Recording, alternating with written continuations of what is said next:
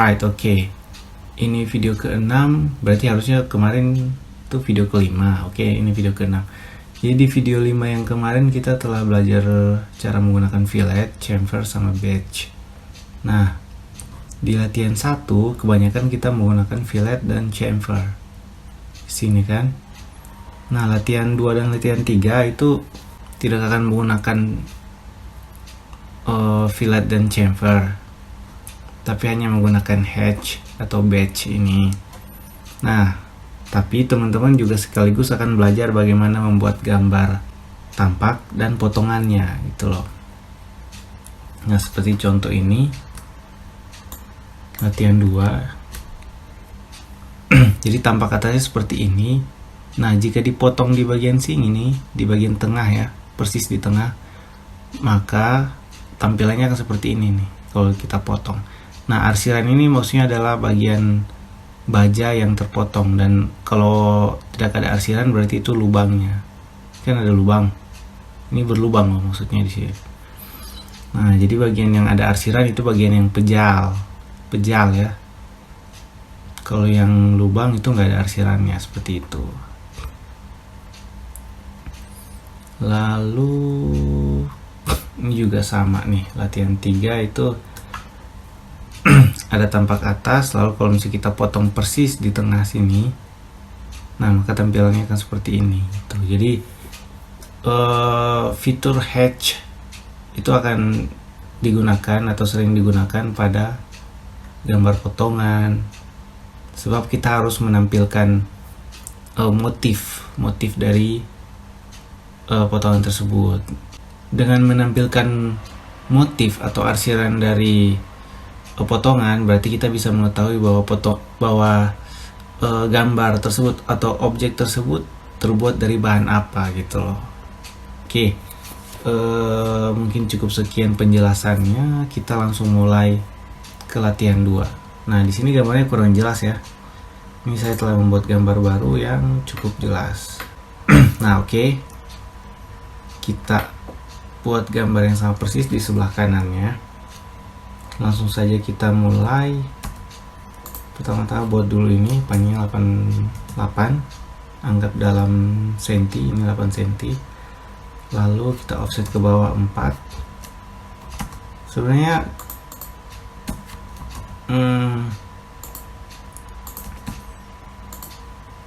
masih mudah ya, masih terbilang mudah.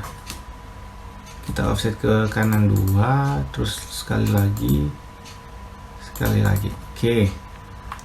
Nah, lalu sebenarnya ada banyak jalan ya. Saya ingatkan lagi, ada banyak jalan, ada banyak cara, ada banyak tools yang bisa digunakan untuk membuat gambar di sebelah kiri ini. Nah, ini jika teman-teman menemukan modul untuk membuat gambar ini, mungkin caranya akan sedikit berbeda dengan cara yang akan saya gunakan. Nah, silakan jika ingin menggunakan cara yang lain.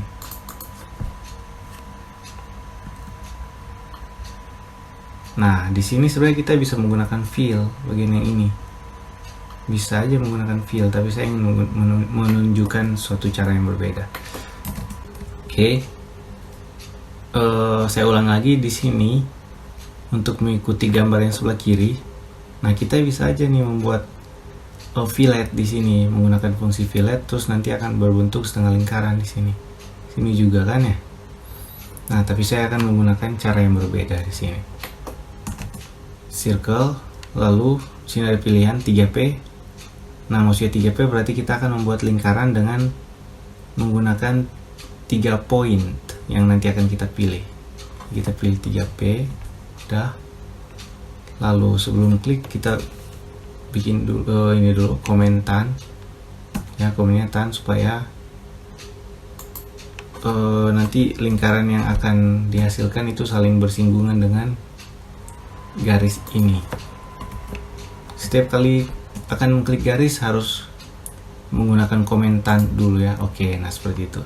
Jadi lingkaran yang dibuat itu akan bersinggungan dengan garis yang tadi kita klik, yang mana telah menggunakan komentan sebelumnya itu. tangen. Nah, bisa juga di bawah sini. Ulang ya, circle. Lalu 3P, maksudnya adalah 3 poin. Oke, lalu tahan dulu. Klik di sini, tahan lagi. Klik di bawah sini, tahan lagi. Klik di sini. Nah, seperti itu. Oke, lalu tinggal di trim. Nah, jadi teman-teman bisa menggunakan fitur fillet seperti di video kelima kemarin, atau juga bisa menggunakan cara yang ini ya, bikin circle lalu di trim. Nah, perhatikan gambar ini akan kita offset ke dalam apa keluar ya, ke dalam ya, ke dalam sejauh 0,1 cm. Nah, kalau teman-teman perhatikan ini garisnya masih terpisah-pisah, dan kalau kita offset masing-masing itu akan overlap di sini ya. Kalaupun nggak overlap, tapi kita akan membutuhkan banyak waktu untuk mengoffset satu persatu objeknya. Nah, ada cara yang lebih cepat. Dengan satu kali offset semuanya bisa teroffset sekaligus. Nah, supaya seperti itu kita harus menggabungkan dulu objek ini, objek ini. Oke, cara menggabungkannya itu pedit. Nih komennya pedit. Nah, lalu klik di sini salah satu aja. Nah, pilih join. Hap, hap, hap, hap. Nah, oke ya. Tuh, udah tergabung, udah terjoin gitu. Kadang untuk objek yang terbuat dari command line, tadi kan objek yang ini kan terbuat dari offset dari rectangle. Nah, rectangle itu sebenarnya tipe garisnya merupakan garis polyline. Lihat ada tulisan polyline di sebelah kanan. Nah, propertinya muncul kan? Nah, itu polyline. Tapi kalau garis yang terbuat dari line biasa, yang ini ya, bukan rectangle ya, yang ini. Nah, itu jenisnya adalah line biasa, bukan polyline. Lihat kan? Nah, kalau garis yang terbuat dari line biasa, ketika akan digabung, maka akan muncul pertanyaan. Lihat ya, saya gabung lagi seperti tadi, pedit. Lalu klik di sini, muncul pertanyaan. Tuh. Jadi garis yang bisa digabung itu adalah garis yang bertipe polyline. Kalau dia belum atau bukan merupakan polyline, maka harus dikonversi dulu. Maka muncul pertanyaan kan? Tuh. Objek yang dipilih, yang terpilih itu bukanlah polyline. Apakah Anda ingin merubahnya menjadi polyline? Ya kan? Nah, maka kita pilih yes supaya bisa bisa di join gitu loh. Nah, jadi yang bisa di join itu hanya polyline. Nah, karena garis yang ini masih line, kita konversi dulu yang tadi kan. Nah, setelah dikonversi baru kita bisa join. Tuh, udah di join gitu loh. Kalau tadi kan nggak ada pertanyaan karena dia sudah polyline, jadi nggak perlu dikonversi lagi. Oke, lanjut. Ini kita offset ke dalam sejauh 0,1. Oke, sudah ya. Nah, lalu di sini kita buat circle dengan radius 0,5, lalu di mirror saja biar cepat. Sebenarnya kalau dipakein circle di sebelah kanan juga bisa sih, sama aja. Nah, ini dihapus. Oke kan? Nah, biar mudah, ini kan sebenarnya jaraknya bisa kita ketahui 4 ya. Turun dulu 4. Oke. Nah, ini ada salah satu cara offset yang lumayan keren nih. Jadi kita nggak perlu membuat garis line terus-terusan gitu. Bisa pakai metode offset. Terus ada pilihan ini, true. Pilih true. Lalu klik ini. Seperti itu. Nah, kalau kita offset yang biasa kan kita masukin dulu jaraknya berapa, lalu di offset ke kanan atau ke kiri gitu kan. Kalau ini kita nggak perlu memasukkan jaraknya berapa, tinggal offset ya, komennya diaktifkan lalu pilih true. Jadi tanpa harus tahu jaraknya ya, hanya perlu mengklik objek yang mau di offset lalu tujuannya gitu. Nah, ini di sini, oke ya. Lalu ini di offset 0,5 lalu 1 0,5 offset. Nah, kalau yang seperti ini kan kita nggak ada acuan kan, jadi harus menulis jarak 0,5 lalu 1 lalu 0,5 lagi. Oke ya. Nah, tinggal di trim.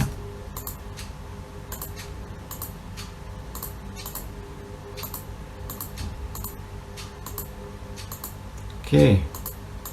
Nah, oke. Lalu ini di sini. Ini di sini.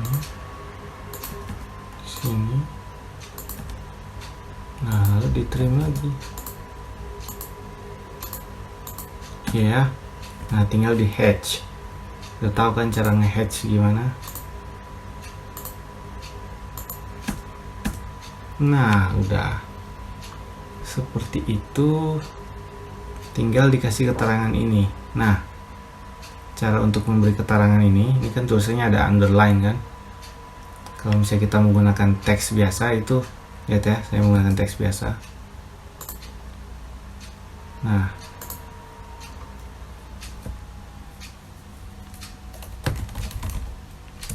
bisa di underline seperti ini ya, bisa ya. Nah, tapi bisa juga dengan cara lain seperti ini nih. Lihat komennya text. Oke, lalu klik di sini. Oke.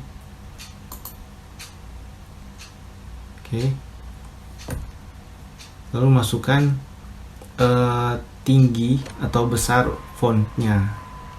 Nah, kita masukkan 0,4 seperti di modul. Oke, sudah. Lalu enter lagi. Nah, tinggal menulis. Tapi supaya tulisannya underline, maka kita pakai kode ini. Nah, ulang ya, saya ulang ya. Text. Lalu klik di sini.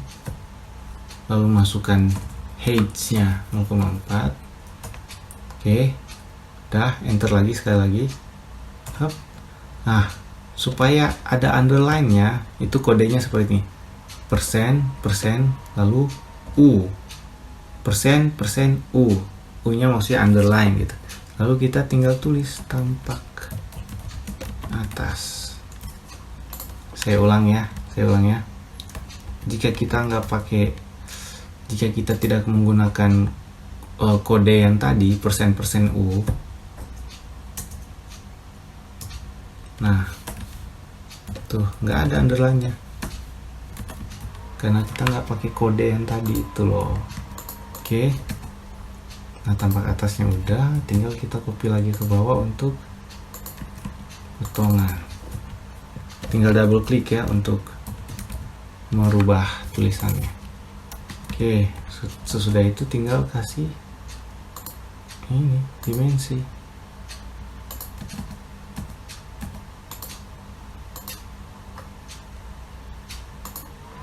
Ya, seperti itu ya.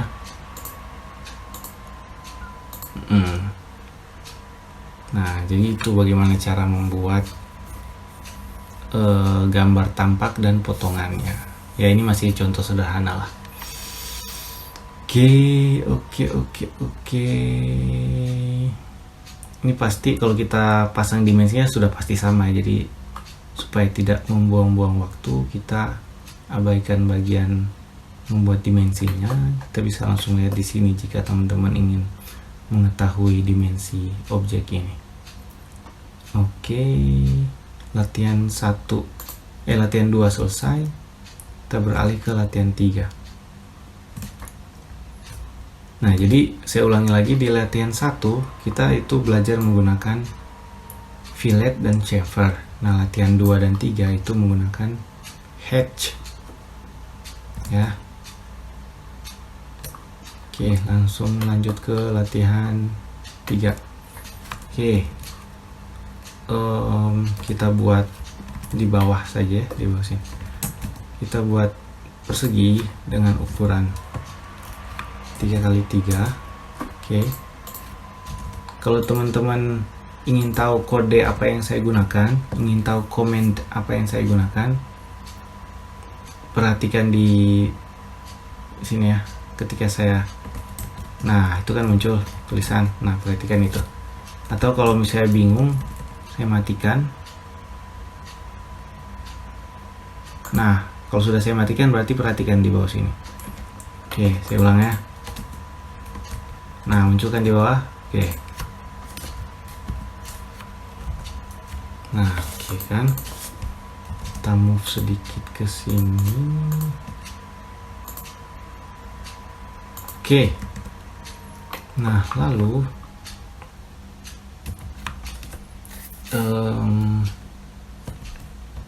nah ini cara yang sering digunakan nih. Oh iya, harus buat dulu lingkaran di tengah ya.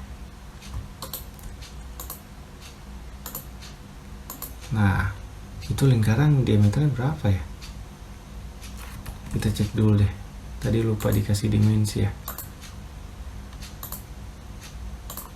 Oh 10, berarti 0,5 ya. Oke, lingkaran middle between. Oke, tinggal masukkan 0,5. Oh salah, I made a mistake. Oke, then let's just scale it 2 kali. Oke, bener ya. Kalau kita cek,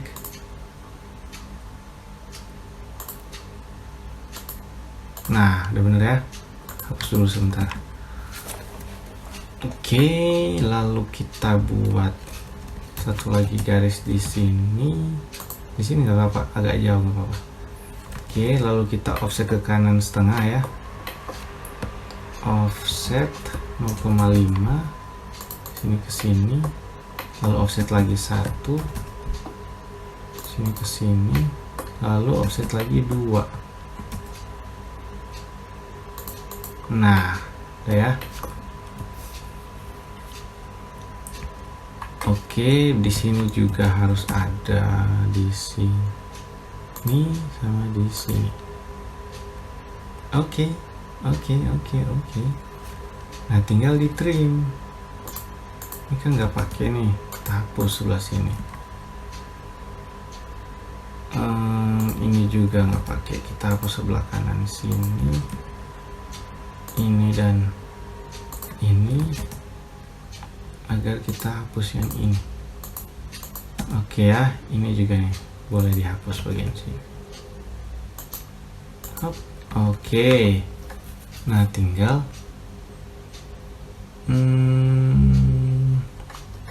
sorry, biar nggak bikin bingung, sebenarnya ini suatu objek yang terpisah ya, itu dimensinya.